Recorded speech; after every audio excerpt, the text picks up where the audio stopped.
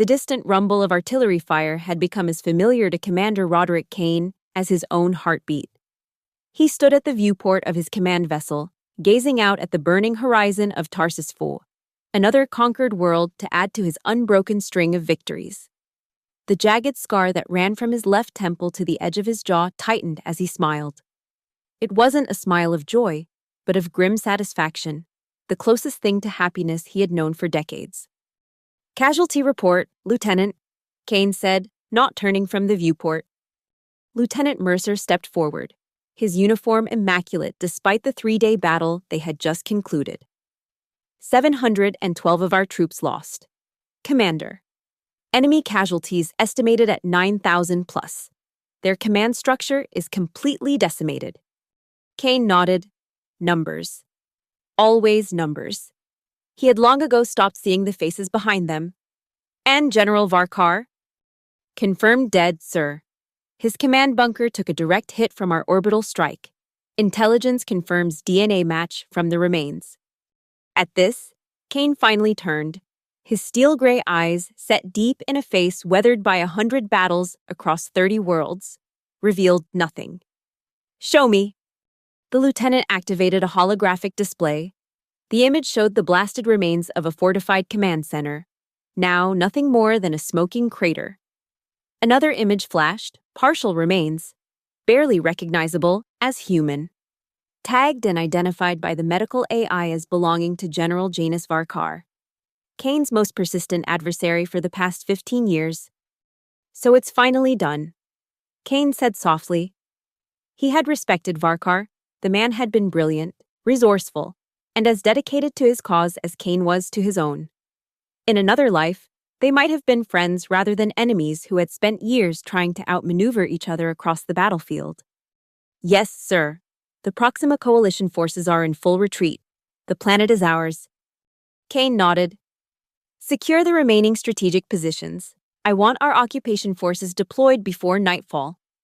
"Sir, there's one more thing," Mercer said, hesitating slightly. "We intercepted a transmission, addressed to you personally." Kane's eyebrow raised slightly, the closest he came to showing surprise these days. "From whom?" "It appears to be from Rylos Varkar, sir, the general's son." Kane felt something he hadn't experienced in years, a genuine shock that momentarily broke through his hardened exterior. He had never met Rylos, though intelligence reports had occasionally mentioned him as a rising figure in the Proxima Coalition's diplomatic corps, a stark contrast to his father's military career.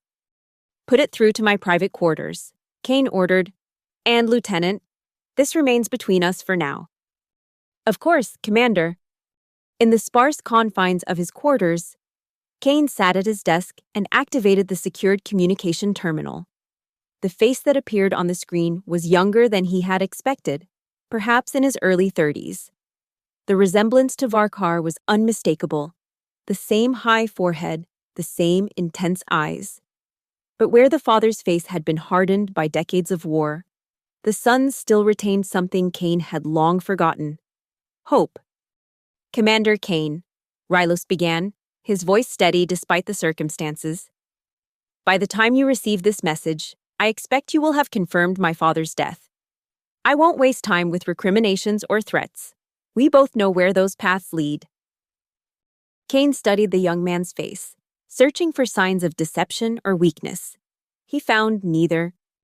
"Instead, I am contacting you with a proposal. The war between our factions has raged for over 20 years. Millions have died. Worlds have been rendered uninhabitable. And for what? Resources that could have been shared, ideological differences that could have been debated rather than fought over, territory that now lies in ruins." Kane's jaw tightened. These were the words of someone who had never seen battle, never had to make the hard choices that war demanded. "I propose peace. Commander Kane. Not surrender. My father's death doesn't mean our coalition is defeated. We could continue this conflict for another decade, and perhaps eventually one side would emerge victorious among the ashes. But I believe there is another way." Rylos paused, and for a moment Kane saw a flash of something familiar. the same tactical intelligence that had made the Elder Varkar such a formidable opponent. I request a meeting. Commander. Neutral ground. No weapons, no troops, just you and me. To discuss terms that could end this war, not with victory or defeat, but with a future we can both live with. Kane almost laughed. Peace? After all this time? After all the blood spilled, the sacrifices made, the hard-won victories? It seemed absurd, almost insulting. My father believed you were a man of honor. Commander, even as he fought against you, he said that in another life, you might have stood together rather than apart. I'm asking you to prove him right. The coordinates for our meeting are attached to this transmission. I will be there in 7 days. Come alone, or with whatever security you deem necessary. But come ready to talk, not to fight. The transmission ended, leaving Kane staring at a blank screen. His first instinct was to dismiss it entirely. Peace wasn't an option, not after everything that had happened. His entire adult life had been defined by this war. Victory was the only acceptable outcome. And yet, Kane opened a secure channel to his intelligence chief. I want everything we have on Rylos Varkar, everything, and I want it within the hour. Sleep eluded Kane that night, as it often did after battle. But this time, it wasn't the usual post-combat adrenaline keeping him awake. It was Rylos Varkar's words echoing in his mind. Peace. Such a simple word for such an impossible concept. The intelligence report on Rylos had been thorough, as expected. Educated on Earth at the Diplomatic Academy, rising quickly through the ranks of the Coalition's peace faction, a minority group that had gained influence as the war dragged on. Known for negotiating several minor truces in secondary theaters of the conflict. No military training, but extensive study of military history and theory. Unmarried. No children. His mother had been killed in one of the early bombardments of the war. A civilian casualty in a conflict that had seen far too many. Nothing in the file suggested deception or hidden motives. If anything, Rylos Varkar appeared to be exactly what he claimed, a man genuinely seeking to end the bloodshed, which made him dangerous in an entirely different way. Kane rose from his bed and moved to the viewport, watching as shuttlecraft ferried troops and supplies to the planet's surface. Another victory. Another world under Alliance control. He should have felt triumphant. Instead, he felt a hollow emptiness that had been growing within him for years. When had winning stopped feeling like winning? The coordinates Rylos had provided led to an abandoned mining outpost on Vesta Minor, a small moon in a neutral system. It had been evacuated early in the war after its resources were depleted, and now served as occasional neutral ground for prisoner exchanges and rare diplomatic communications. Against the advice of his senior staff, Kane decided to go, not because he believed peace was possible, but because he needed to understand what game the younger Varkar was playing. No one offered peace without an angle, without something to gain. His shuttle approached the desolate outpost 3 days later.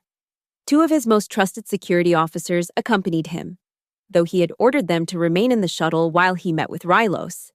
If this was a trap, a larger security detail wouldn't make a difference anyway. The landing pad was empty except for a single craft, smaller than Kane's, with Proxima Coalition markings but no weapons systems visible. At least that part wasn't a lie. Kane stepped onto the landing pad, the artificial gravity noticeably lighter than he was accustomed to. The air was thin but breathable, without assistance. The outpost itself was a collection of low, utilitarian buildings, constructed of prefab materials, designed to withstand the moon's harsh temperature fluctuations. He spotted Rylos immediately, standing alone at the entrance to the main facility. Like Kane, he wore no visible weapons. Unlike Kane, he wore no uniform, just simple civilian attire in muted colors. Commander Kane, Rylos said as Kane approached, extending his hand in the traditional Earth gesture of greeting. Kane regarded the offered hand for a moment before accepting it. The younger man's grip was firm but not aggressive, a diplomat's handshake. Rylos Varkar. Kane acknowledged. You've taken a significant risk coming here alone. A small smile crossed Rylos's face. As have you, Commander. Shall we go inside? The temperature drops quite dramatically once the sun sets. The interior of the facility was Spartan, but functional. Emergency lighting provided minimal illumination, powered by old but reliable fusion cells. A simple table with 2 chairs had been set up in what had once been an operations center. I've taken the liberty of bringing some refreshments, Rylos said, gesturing to a thermal container on the table. Nothing elaborate, I'm afraid, but better than military rations. Kane remained standing, studying the younger man. Let's dispense with the pleasantries. Varker, what's your real purpose here? Your coalition has lost its most experienced military leader. Your forces are in retreat across 3 sectors. If this is a delaying tactic, it's not. Rylos interrupted, his expression hardening slightly. Please, sit, Commander. I understand your suspicion, but I assure you my proposal is genuine. After a moment's hesitation, Kane took a seat. Rylos did the same, opening the container to reveal simple but fresh food, bread, some kind of preserved meat, and what appeared to be real fruit. A luxury in wartime. You should know that your father tried something similar 6 years ago, Kane said, ignoring the offered food. Operation Silent Accord, a fake peace initiative designed to give your forces time to regroup after the Battle of Proxima Centauri. Rylos nodded. I'm aware of the operation. I also know that you very nearly fell for it until your intelligence unit intercepted communications revealing the true intent. And you expect me to believe this is different? I expect you to listen, Rylos said calmly, and then decide for yourself. He pushed a data tablet across the table. These are my proposed terms for a ceasefire, followed by a phased peace process. Kane picked up the tablet, scanning the document with the practiced eye of someone who had reviewed countless battle plans and strategic analyses.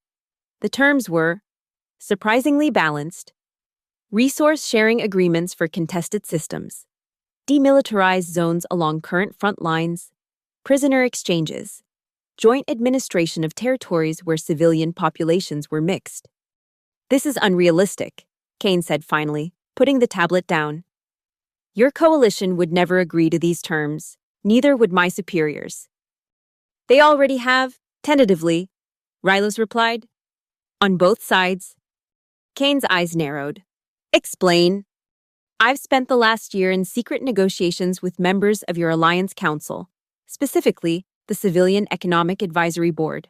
They recognize, as do key figures in our coalition, that the war has become economically unsustainable for both sides. War isn't about economics, Kane said dismissively. Isn't it? Rylos leaned forward. Every war in human history has been about resources in one form or another. Territory, minerals, water, energy, different names for the same fundamental need. And now we've reached a point where the cost of acquiring those resources through conflict exceeds their value. You sound like a professor, not a negotiator, Kane said. But something in Rylos's words had struck a chord. He had seen the reports himself, rising costs of maintaining supply lines across contested space, diminishing returns from occupied territories, increasing resistance from civilian populations. I studied history before I entered diplomacy, Rylos acknowledged. And history teaches us that all wars eventually end, either with the complete destruction of one side or with negotiation. The question is how much more will be destroyed before we choose the latter path. Kane stood abruptly, moving to what had once been a viewport. The transparent material had long since been replaced with reinforced plating, a precaution against micrometeorite impacts, but he stared at it nonetheless, as if he could see through to the stars beyond. Why me? He asked finally. If you've already been negotiating with the Alliance Council, why this meeting? Because without your support, any peace agreement will fail. Rylos said simply, you command the respect of the military leadership and the troops themselves. If you oppose peace, they will follow you, regardless of what the civilian government decides. It was true, though Kane had never articulated it so directly. His years of victories had earned him a level of loyalty that sometimes made the Alliance's political leadership uneasy. And if I refuse? Then we continue fighting, Rylos said, his voice steady. More worlds burn, more soldiers and civilians die. And eventually, when both our civilizations are on the brink of collapse, someone else will have this same conversation, if there's anyone left to have it. Cain turned back to face the younger man. Your father would never have proposed this. No, Rylos agreed. He wouldn't have. Just as you wouldn't have proposed it to him. That's why it falls to the next generation to find a different path. For the first time, Cain saw clearly the burden this young man carried, trying to end a conflict that had defined both their lives, stepping out from the shadow of a father whose legacy was written in blood and fire. I need time to consider this, Cain said finally. Of course, but not too much time. Commander, the window for peace is narrow, and closing quickly. Cain nodded. I'll contact you within 3 days with my response. As he turned to leave, Rylos spoke again. Commander Cain, my father kept a journal throughout the war. In his final entry, he wrote that he had come to believe neither side could win in any meaningful sense of the word. That the best either of us could hope for was not to lose everything. He paused. I think, in the end, he was tired of counting victories in body bags. Cain said nothing as he left the facility, but Rylos's words followed him back to his shuttle, and throughout the long journey to his command vessel.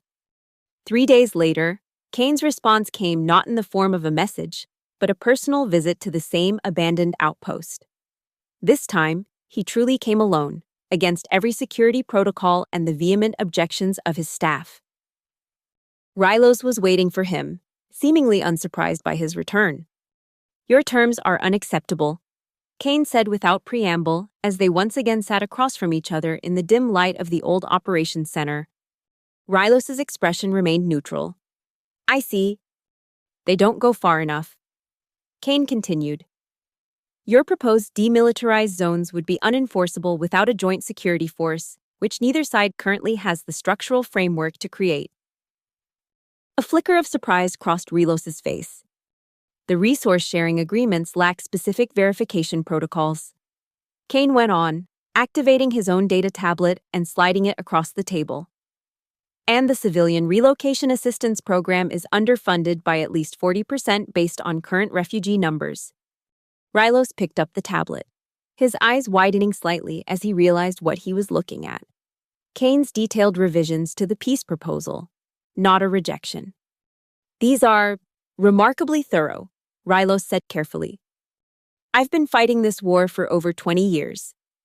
Cain replied, I understand what it will take to end it properly. Does this mean? It means I'm willing to continue the discussion. Cain interrupted, nothing more, nothing less. But it was more, and they both knew it. It was the first step on a path neither of them had truly believed possible just days earlier. The weeks that followed were filled with intensive negotiations. What had begun as a secret meeting between two individuals expanded to include small teams from both sides, military strategists, economic advisors, diplomatic specialists. They met in various neutral locations, always under the strictest security protocols. Cain found himself grudgingly impressed by Rylos's intellect and dedication. The younger man worked tirelessly, demonstrating a grasp of complex military and political realities that belied his lack of combat experience. He was also, Cain realized, genuinely committed to peace, not as an abstract ideal, but as a practical necessity for the survival of both their civilizations. For his part, Cain brought a pragmatic perspective shaped by decades of warfare. He understood the psychology of soldiers who had known nothing but conflict, the challenges of transitioning military installations to civilian control, the potential flashpoints that could reignite hostilities if not carefully managed. Together, they crafted a framework that might actually work, if given the chance. Not everyone supported their efforts. Hardliners on both sides viewed the peace initiative as capitulation.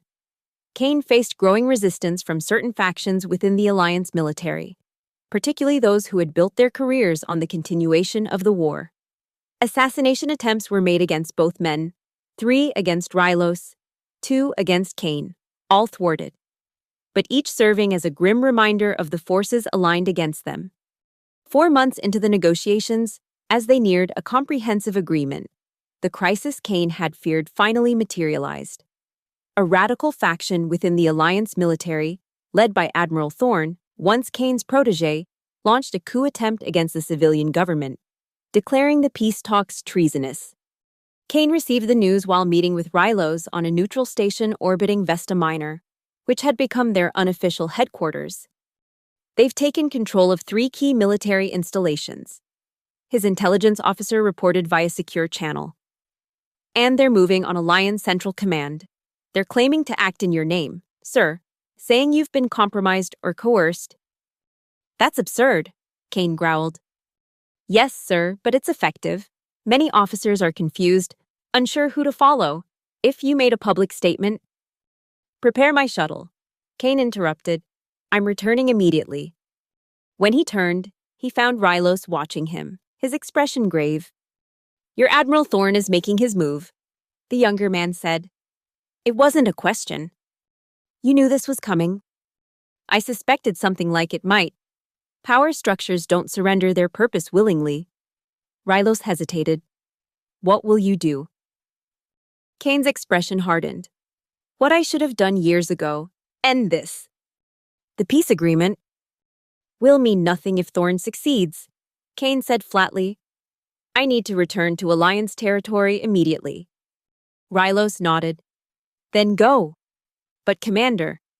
He paused, searching for words. Be careful. Men like Thorne don't distinguish between opposition and betrayal. Kane almost smiled. I taught Thorne everything he knows about strategy, but not everything I know. The journey back to Alliance space was tense. Kane used the time to contact loyal officers, assessing the extent of Thorne's support and planning his counter-move. The coup attempt had spread to 6 major installations, but was meeting resistance at others. The civilian government had been evacuated to a secure location. The situation was fluid, chaotic, exactly the conditions in which Kane had always thrived. His command vessel, the Intrepid, remained under the control of officers loyal to him. As soon as he arrived, Kane called a meeting of his senior staff. Thorne is claiming I've been manipulated by the enemy, he told them bluntly. That these peace negotiations are a trap designed to weaken the alliance while the Proxima Coalition rebuilds its forces. And is he right, sir? Colonel Vega asked. She had served with Kane for 15 years and had earned the right to speak freely. No, Kane said firmly. He's wrong, and dangerously so.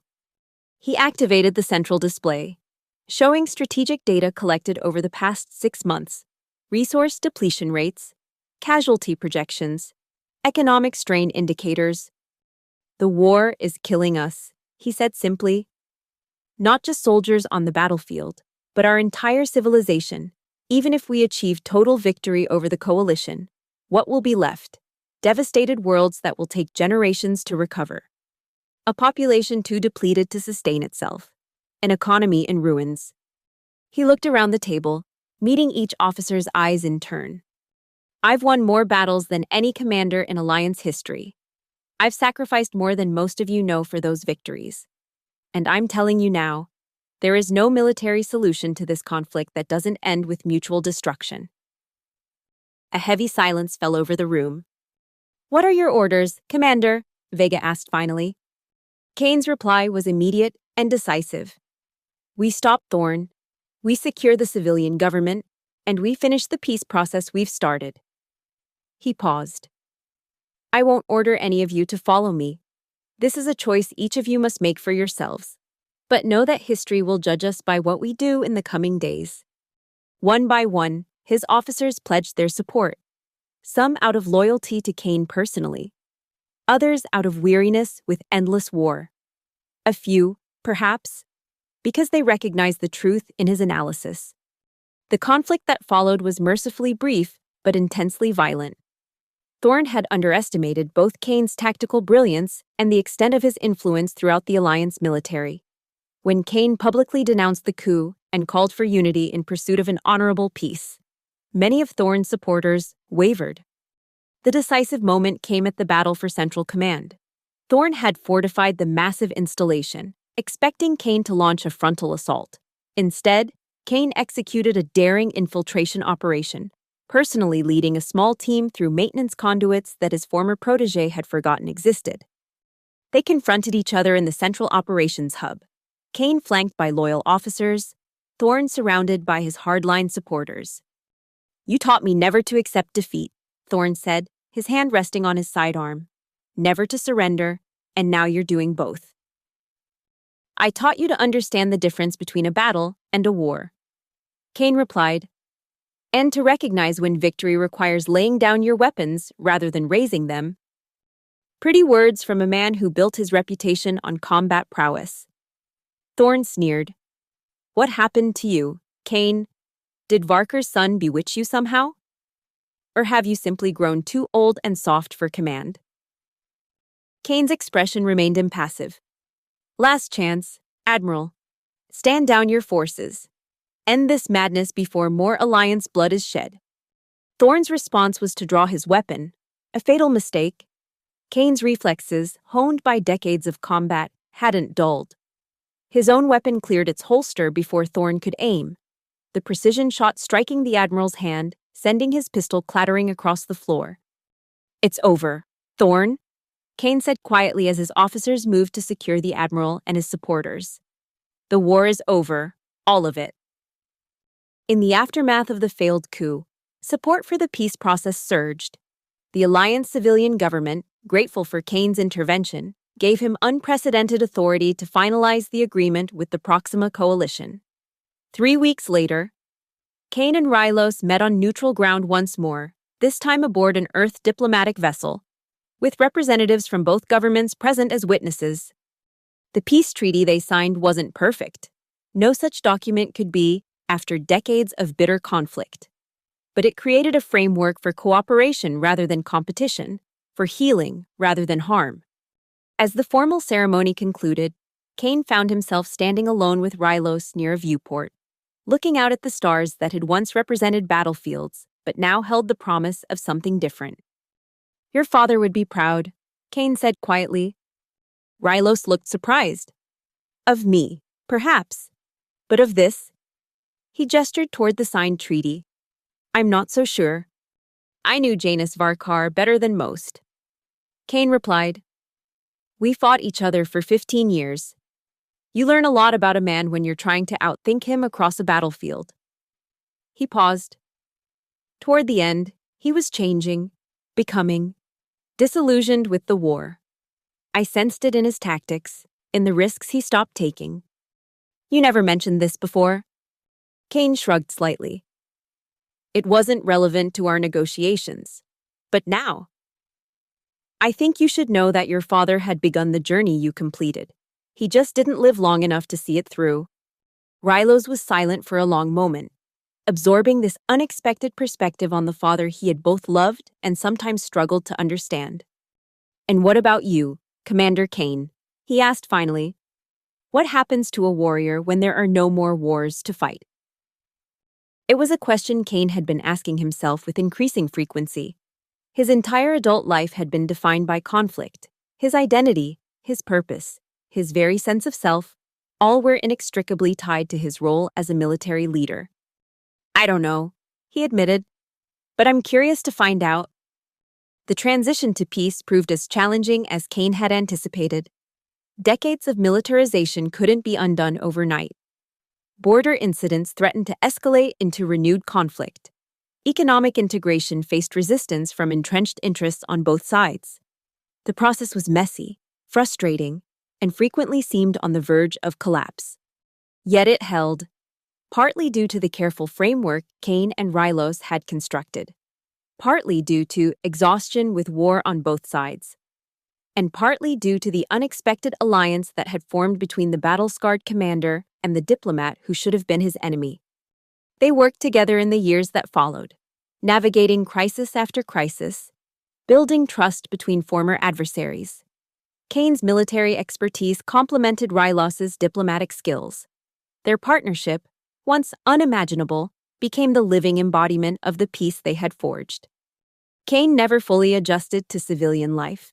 The nightmares of battle still came, though less frequently as time passed. The weight of his decisions, the lives lost under his command, the world scarred by warfare, never entirely lifted from his shoulders. But he found a different kind of purpose in reconstruction. In mentoring a new generation of security personnel focused on defense rather than conquest. In occasional quiet conversations with Rylos about history, philosophy, and the fragile nature of peace. 5 years after the treaty signing, they stood together on an observation platform overlooking the first joint settlement, a city being constructed in a previously contested border system. Former soldiers from both sides worked alongside civilian specialists, building homes rather than fortifications. "Do you ever regret it?" Rylos asked. "Choosing peace when victory was within your grasp?" Kane considered the question carefully. "No," he said finally, "because I came to understand that what I thought was victory was just another form of defeat." He gestured toward the construction below. "This is victory, Rylos. The only kind that matters in the end." Rylos nodded, understanding what remained unspoken between them, that they had both lost and found something in the transition from war to peace. Kane had lost the certainty of his military identity, but found a more complex purpose. Rylos had lost his father, but found a way to honor his memory by creating the peace he had secretly begun to desire. "There will be other challenges," Rylos said. "Other threats to what we've built." "Yes," Kane agreed. "There always are." He turned from the viewport to face the younger man who had become, against all odds, something between a colleague and a friend. "But we'll face them differently than our fathers did." As they turned to leave, Kane caught his reflection in the polished surface of the viewport, the scar on his face, the gray in his hair, the lines etched by years of command decisions. He barely recognized himself sometimes, this man who had laid down his weapons and taken up the more difficult task of building peace. It wasn't the future he had imagined for himself all those years ago, when he had first taken command and set out to achieve victory at any cost. It was something more complex, more challenging, and ultimately more meaningful. The battle-scarred commander who had never lost a war had finally won the only victory that truly mattered. Not through force of arms, but through the courage to change.